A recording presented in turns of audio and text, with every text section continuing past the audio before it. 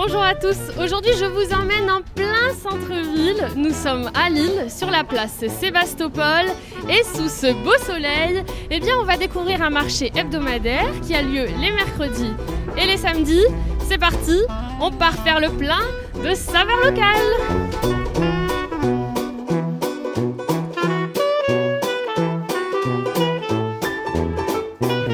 Les amis, de bon matin, j'ai déjà plein de saveurs locales devant moi et tout ça grâce à Mélanie. Ça va Mélanie ? Ça va bien Margot et toi ? Super bien. Bon alors toi, ça fait une année bientôt que tu nous proposes ces produits ? Tout à fait. Depuis le mois de juin, on propose donc des plats cuisinés, des terrines, enfin des pâtés à base de volaille, à base de lapin, à base de porc, enfin voilà, toute une belle gamme de pâtés, cuisine traditionnelle en fait, avec un produit de longue conservation. Avec des produits locaux, évidemment. Et surtout des produits locaux, tout à fait. Donc, et ça tombe à point nommé, franchement. Ah, mais parce qu'on fait une petite frite ce midi avec un poulet au maroilles. Ah, c'est un régal. Ouais. Un maroilles, un bon maroilles.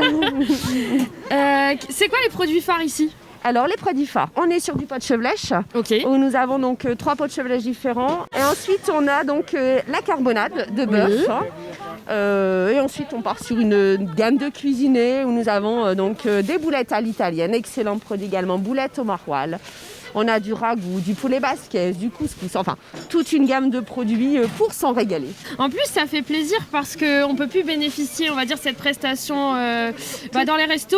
Alors là, franchement, on y est. Tu vas nous expliquer un peu parce que tu n'es pas toute seule ici. Voilà, je ne suis pas toute seule. Alors aujourd'hui avec Clara, donc ma fille, et Florian, donc une personne de notre équipe.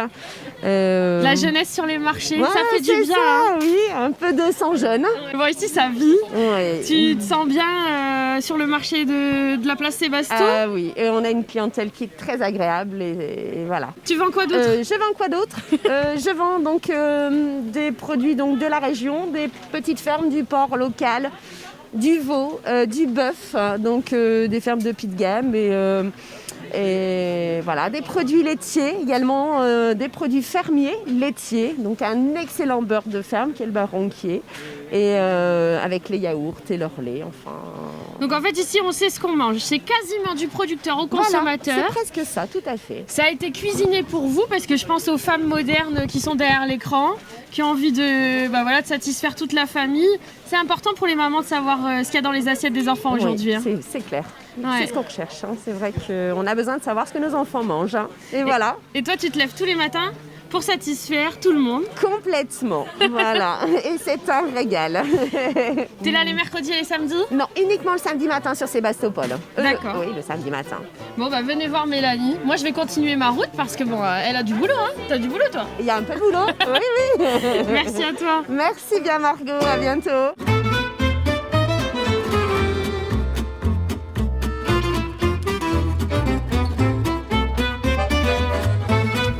Vous pouvez rater le jardin aux grenouilles si vous venez sur le marché de la place Sébastopol, juste devant le théâtre. À la bonne place, on a Sam et Karine. Merci Sam de témoigner.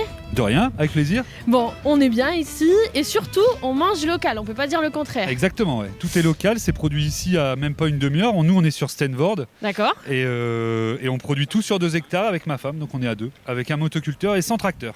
Waouh, ça fait combien de temps ? On va attaquer notre 5e saison là. C'était une reconversion pour vous deux ? Tout à fait, ouais. Reconversion professionnelle. Moi, je travaillais dans l'espace vert, j'avais des diplômes agricoles, donc je pouvais tout à fait ouvrir du maraîchage comme j'ai fait là. Ouais. Mais c'est tout à fait une reconversion professionnelle. Avant, j'étais dans l'espace vert, je faisais du revêtement minéral, je plantais des arbres, tout ça. Plutôt du paysage, quoi. C'est ça, exactement. Et là, t'es allé à la terre, voilà. Voilà, exactement, retour à la terre, et puis c'est un peu une quête de sens, on est nos propres patrons, si on travaille pas on n'a pas de sous, si on travaille on en a. Voilà, et puis on suit le rythme des saisons, c'est-à-dire que l'hiver on travaille peut-être un peu moins que l'été, et l'été c'est la folie, le printemps, l'été et l'automne. On se doute. Et l'hiver on se calme un peu. Qu'est-ce qu'elle faisait Karine ? Karine a été responsable des achats dans la même boîte que moi en espace vert en fait. D'accord, et elle avait besoin d'aller dehors aussi. Exactement, ouais. Voilà, on voit, elle est à l'aise, elle rigole tout le temps. C'est ça, on a un lien avec les clients qui se crée, c'est ce qu'ils recherchent, je pense, par rapport au supermarché. C'est qu'il y a un conseil, on vend pas, ce que je dis tout le temps, c'est que moi je vends pas trop de légumes, je vends de l'écoute, du conseil, des recettes, du bien-être, tout ce qu'on veut. Oh, trop bien. Voilà. Ouais, en fait, votre rythme, il est assez solitaire, j'ai envie de dire, quand vous êtes tous les deux dans la production. Tout à fait. Et ici, c'est de l'animation totale. En fait, c'est un peu la finalité de notre travail. C'est-à-dire qu'on est enfermé toute la semaine à cultiver, à entretenir nos légumes, à les faire beaux. Et puis la semaine, on vient les présenter ici, puis on attend les retours de nos clients et on a des retours qui sont pas mauvais, quoi. Mais ils sont très très bons les retours. Voilà. Bon, qu'est-ce qu'on mange en ce moment ? En ce moment, on est beaucoup dans les patates, les carottes, les oignons. On a les rutabagas, un légume ancien qui revient. Les choux de Bruxelles, les chicons, là on est en plein dedans. Puis après des poireaux, on va les traîner encore jusqu'à avril. Et on va avoir l'asperge du poireau qui va bientôt arriver quand les poireaux monteront en fleurs. Et ça, on donne des recettes aussi. Les gens le jettent d'habitude, ils appellent ça le bâton. Et là, on le mange. Nous, on mange tout, on jette rien, les fans, tout ce qui est sur l'étal se mange normalement. Qu'est-ce que tu as comme recette à me conseiller alors ? Alors là, tout de suite, comme ça, sur quoi on va partir ? Parce que j'en ai plein des recettes, mais après, il y a le poireau. Le poireau, on est toujours en train de le manger en fondu de poireau, etc. Ouais. Moi, je conseille toujours de prendre des gros poireaux. On prend les gros poireaux, je vais aller en chercher un d'ailleurs. On prend des gros poireaux comme ça. L'idée, c'est pas s'embêter, on les lave bien. D'accord. On va couper les deux extrémités, on garde vraiment que le blanc. Et là, on va le mettre entier dans le four. Ok. À 180 degrés. La première peau va cramer complètement, elle va devenir toute noire. Et on pique comme une patate pour voir quand c'est cuit. Une fois que c'est cuit, on l'enlève du four, on le coupe en deux et on va l'ouvrir et manger à l'intérieur. C'est meilleur qu'une fondue de poireau. Et l'idée, c'est de mettre avec une huile aromatisée. On peut l'aromatiser avec de l'ail. On a du pesto d'ail des ours de chez des copains en ce moment. Ça peut être sympa là-dessus. Voilà, c'est la petite recette du poireau pour dire de changer des recettes habituelles, on va dire, au four plutôt que poêlé ou en soupe. Merci pour ton témoignage. Merci à vous. Et continue de nous faire vivre, nous faire rêver, nous faire manger local. Avec plaisir, important. On continue. Merci.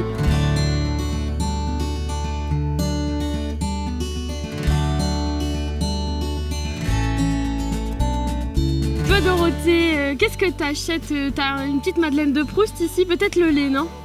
Alors le lait parce que c'est du lait cru et ça me rappelle quand mon grand-père allait au marché à Hélène. En fait, il revenait avec ses boîtes à lait en métal et je reconnais exactement l'odeur. Donc parfois je le bois un petit peu avant de le faire bouillir, mais il faut quand même le faire bouillir. Oui, il faut le faire bouillir. C'est mieux. Et après il y a toute la matière grasse qui remonte. Voilà, il y a une espèce de crème. C'est bon ça. C'est délicieux. Ouais, moi je soupais ça aussi, j'allais chercher le lait avec mon pot à lait, comme on le disait Mémé. Et c'est quand même un goût précieux, quoi. C'est des souvenirs d'enfance, c'est vrai. Et ça c'est vraiment, comme tu disais, une Madeleine de Proust, parce que c'est le genre de saveur qui est égale dans le temps. Et ça, c'est rare d'avoir un aliment qui garde la même saveur. Et il paraît que c'est meilleur pour la santé de l'avoir comme ça, le lait cru. J'espère, parce que je fais que ça. Et qu'est-ce que tu vas acheter aujourd'hui sur le marché ? Je vais essayer de trouver des fruits et des légumes sans pesticides. Ouais, ça c'est pas mal aussi. Voilà, et si on n'a pas, tant pis, on mangera ce qu'il y a, parce qu'à la maison on mange que des choses de saison. Et tu manges aussi des viandes locales ? T'as une petite adresse à me recommander ici ou pas du tout ? C'est plutôt au Hall de Oisem. D'accord. Que je vais chercher ma viande. Regorge de marché super sympa. Ouais, ça c'est vrai. On n'a pas beaucoup d'espace vert, mais on a plein de marchés. En tout cas, on met l'espace vert dans les cajots. Voilà. Exactement. Ça sera le mot de la fin. Merci à toi. Merci Margot. Et je vais continuer ma route et toi, je vais te laisser faire tes courses. Mais c'est parfait, il n'y a plus personne. Parfait, bon timing. Merci. Les amis, j'ai beaucoup de chance, j'ai enfin pu avoir Cathy pour moi toute seule, car Cathy, toi tu as un succès exceptionnel ici, tu ne désemplis jamais. Oui, j'ai cette chance d'avoir des clients qui nous suivent chaque semaine et qui sont fidèles malgré la météo. La semaine dernière, le gel, quand il pleut, etc. Ils sont toujours très présents pour venir chercher leurs petits produits laitiers chez Cathy. Voilà. J'ai cette chance. Et ce succès, on le doit à tes vaches quand même. Oui, bien sûr, il faut leur tirer notre chapeau. C'est quand même elles qui travaillent à la base, donc voilà, ouais, tout à fait. Tu fais du lait, toi ? Tu transformes... On transforme une partie de notre lait, bien sûr, pas tout, mais voilà. Et puis, on a la chance de pouvoir venir... donner directement notre produit, le fruit de notre travail et de nos vaches aux clients ici sur place et de pouvoir communiquer avec eux et justement avoir leur retour, savoir si les produits leur conviennent et puis éventuellement modifier parfois les recettes pour pouvoir s'adapter à la demande. Voilà. C'est une remorque à taille humaine, Toi, tu as combien de vaches ? On en a une 60aine, donc c'est pas un troupeau énorme. Voilà, bon, c'est vrai qu'on est en périphérie de la ville, donc les grosses exploitations en périphérie de ville, c'est toujours compliqué. Ouais, toi, t'es basé sur Sizouin. Et puis voilà, à côté de Sizouin. Et puis c'est aussi un peu notre souhait, quoi, de pas devenir une trop grande échelle et de rester petit producteur. Avec la proximité justement du consommateur, c'est vraiment ça qui nous intéresse. Ici, le lait cru, c'est la petite Madeleine de Proust de tout le monde. Oui, tout à fait. Ouais, voilà, c'est ça. Mais parce que c'est un produit qu'on trouve difficilement du fait de sa durée de vie, on va dire, de sa durée de conservation assez courte par rapport aux briques de lait qu'on peut avoir dans l'armoire et qu'on peut utiliser pendant des semaines, voire des mois. Mais ce n'est pas le même produit et pas du tout. Voilà, les gens aiment bien justement pouvoir profiter d'avoir un peu de temps le week-end pour cuisiner. Et il y a pas mal de gens aussi qui prennent le lait pour fabriquer eux-mêmes les produits. On voit beaucoup maintenant de yaourtières qui reviennent à la mode. Moi, je fais mes yaourts. Voilà, c'est ça. Donc, les gens ont le plaisir de faire par eux-mêmes aussi leurs produits et après de manger leur yaourt à la sauce qu'ils veulent, quoi. Voilà. On fait ce qu'on veut, on dispose. Toi, tu disposes. Exactement. On essaye de s'adapter. Toi, tu proposes ou ils disposent. Voilà, on s'adapte au mieux et puis on essaye d'expliquer les novices qui arrivent et qui disent j'aimerais bien me lancer à faire mes yaourts, mais comment faut-il faire, etc. Donc on essaie d'expliquer, de donner des conseils et puis d'avoir les résultats de semaine en semaine et voir. Voilà. Bon, j'ai jamais encore eu l'occasion de goûter un yaourt fait par un de mes clients, mais peut-être qu'un jour ça arrivera. Alors message lancé. Si vous entendez le message de Cathy, ramenez vos yaourts. Mais c'est bien de partager comme ça. C'est ça la magie du marché, en fait. Bien sûr. De se faire de nouveaux copains. Exactement. Et puis en parlant de copains, avant de terminer cette séquence, parce que je vois qu'il y a du monde qui arrive, tu vends aussi les produits des copains. Oui, c'est ça, voilà. Donc, on travaille en direct. Donc, on a juste quelques agriculteurs qu'on connaît et qui font d'autres produits. Et soit en s'échangeant des produits, soit en travaillant ensemble. Ça permet d'avoir une gamme un peu plus étendue parce que aussi le consommateur, il faut se mettre à sa place. Il ne va pas faire non plus 10 points de vente pour avoir 10 articles. Bien sûr. Donc, on essaye de centraliser pour proposer plus de choix. Mais tout en restant dans la même gamme, on va dire. Dans la même dynamique de circuit court. Voilà, le circuit court et puis des produits que nous on trouve bons, qu'on trouve de bonne qualité et qu'on apprécie. Voilà.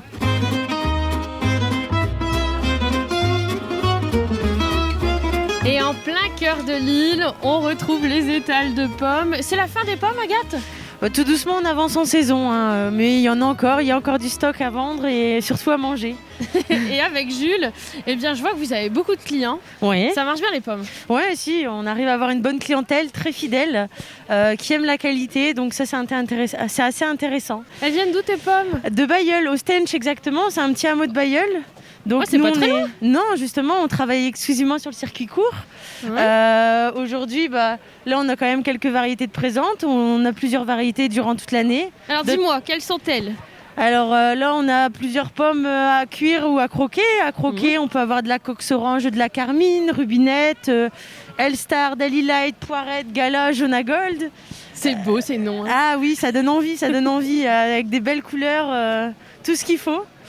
Et puis après, en pomme à cuire, on peut avoir de la rainette grise du Canada, de la belle de Boscop. Et puis en poire, on n'a plus que la conférence. Ah oui, la poire conférence, moi c'est ma préférée. Ah elle est bonne. Autant à manger comme ça qu'à cuisiner, elle fonctionne se tient bien. L'avantage d'une poire, c'est qu'on peut la cuire et la croquer. En général, toutes les poires se cuisent aussi bien que se croquent. Bon, l'avantage des marchés, c'est ça, c'est que vous mangez des fruits et légumes de saison. Ouais. Toi, Agathe, t'as tes bonnes habitudes aussi ? Maintenant on n'achète que sur le marché. À partir du moment où on découvre les marchés, on fait que ça, acheter sur les marchés, acheter aux producteurs directement. Et puis faut profiter du circuit court, c'est quand même plus intéressant.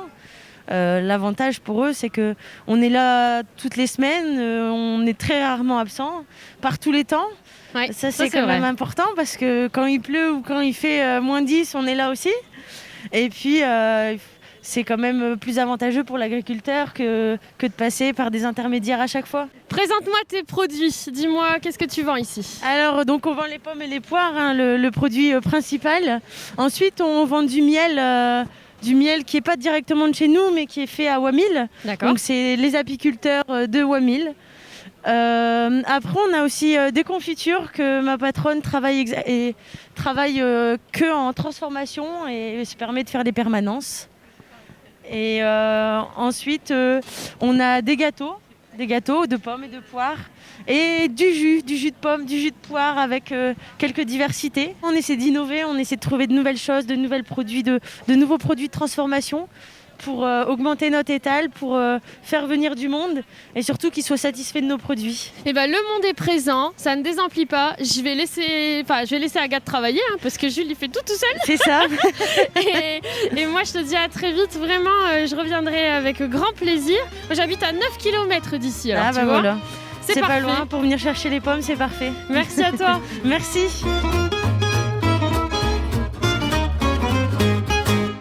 Comme toujours, je repars avec un panier bien chargé, mais aujourd'hui je repars également avec la tête pleine de jolis souvenirs car je me suis fait plein de nouveaux copains. Comme moi, je vous invite à découvrir les marchés. Si vous voulez réduire vos déchets, achetez vos pommes en vrac, elles sont délicieuses et non traitées. Et puis venez ici parce que le marché est bi-hebdomadaire. Les mercredis et les samedis, on peut venir entre amis ou en famille. Bon, l'émission s'achève. Je vous dis à très vite pour découvrir ensemble plein de saveurs locales.